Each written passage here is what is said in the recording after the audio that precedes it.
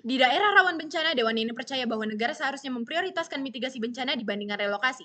Baik, kami sebagai tim pemerintah secara tegas mendukung mosi ini. Negara harus memfokuskan anggaran teknologi, kebijakan untuk memperkuat infrastruktur dan edukasi bencana di wilayah dibandingkan memindah paksakan korban terdampak. Indonesia berada di Ring of Fire atau wilayah cincin api yang memiliki sabuk tektonik aktif, di mana hal ini berpotensi terjadinya bencana alam seperti gempa bumi, banjir bandang, erupsi gunung berapi, dan juga tsunami. Hal ini adalah sebuah fakta geografis yang tidak lagi bisa kita elakkan. Namun pada kenyataannya, banyak yang lebih memilih jalan pintas relatif, yaitu dengan relokasi korban bencana. Akibatnya, kemiskinan instan karena hilang harta benda dan juga mata pencaharian, adanya resistensi sosial karena sudah terikat dengan budaya, tanah kelahiran mereka, serta besarnya beban pada anggaran negara karena pembukaan lahan baru. Negara harus mengubah paradigma dari menjauhi bencana menjadi hidup beradaptasi secara aman dengan bencana. Kami mendukung fokus alokasi anggaran, perubahan kebijakan makro, dan juga pengerahan tenaga, serta teknologi negara diarahkan pada mitigasi struktural dan juga non-struktural untuk mengurangi kerentanan fisik terhadap kerusakan.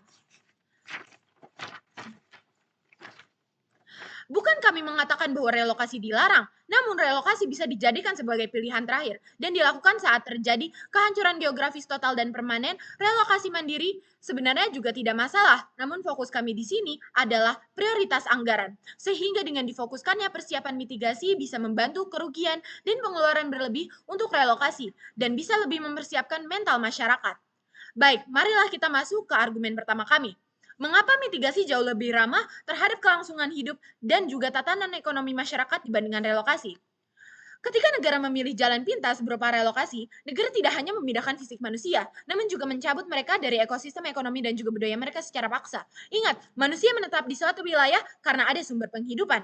Ketika pemindahan mendadak terjadi, mereka kehilangan mata pencaharian mereka, mereka harus beradaptasi dalam waktu yang singkat, lalu mental mereka terancam karena mereka stres akibat baru saja terdampak bencana, mereka harus beradaptasi dalam waktu yang singkat serta kehilangan mata pencaharian serta harta benda mereka. Hasilnya adalah penurunan kualitas hidup secara drastis, lonjakan angka pengangguran, dan juga kemiskinan sistemik yang dihasilkan oleh kebijakan dari negara itu sendiri.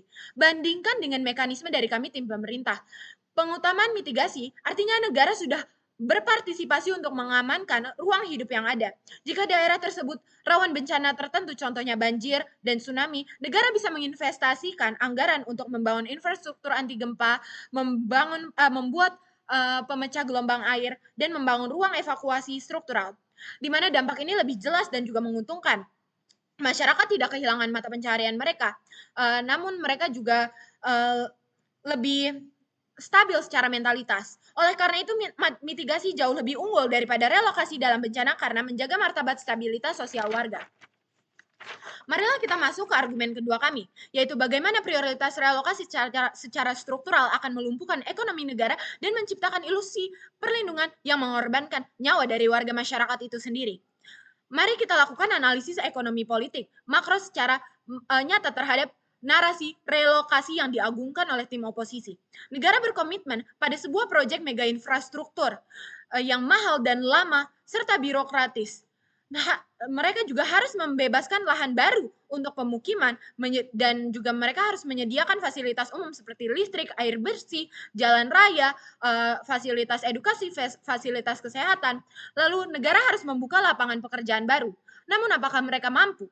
Di sini terdapat time lag atau kekeliruan berpikir dalam memperhitungkan jeda waktu alami suatu tindakan dan juga hasil akhir. Bayangkan,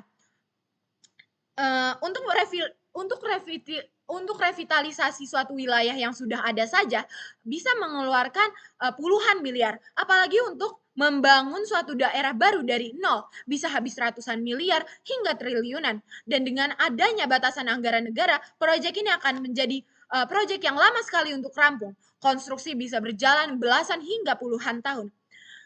Dampak terburuk dari time lag ini adalah selama proses birokrasi dan pembangunan kota baru yang membutuhkan waktu lama tersebut, jutaan warga harus menunggu direlokasi dan dibiarkan untuk tinggal di daerah yang rawan bencana tanpa adanya perlindungan yang pasti. Kenapa? Karena anggaran negara ya sudah habis untuk membiayai proyek konstruksi relokasi. Jika bencana lain terjadi di masa Tunggu apa yang akan terjadi. Maka para warga akan tewas dalam waktu yang sekejap mata. Dari sini, prioritas relokasi adalah sebuah bentuk dari kelalaian.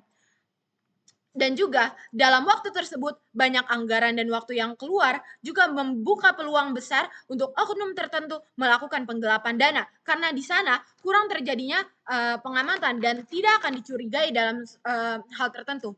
Oleh karena itu kesimpulan yang bisa kita lihat adalah anggaran mitigasi jauh lebih adil dan juga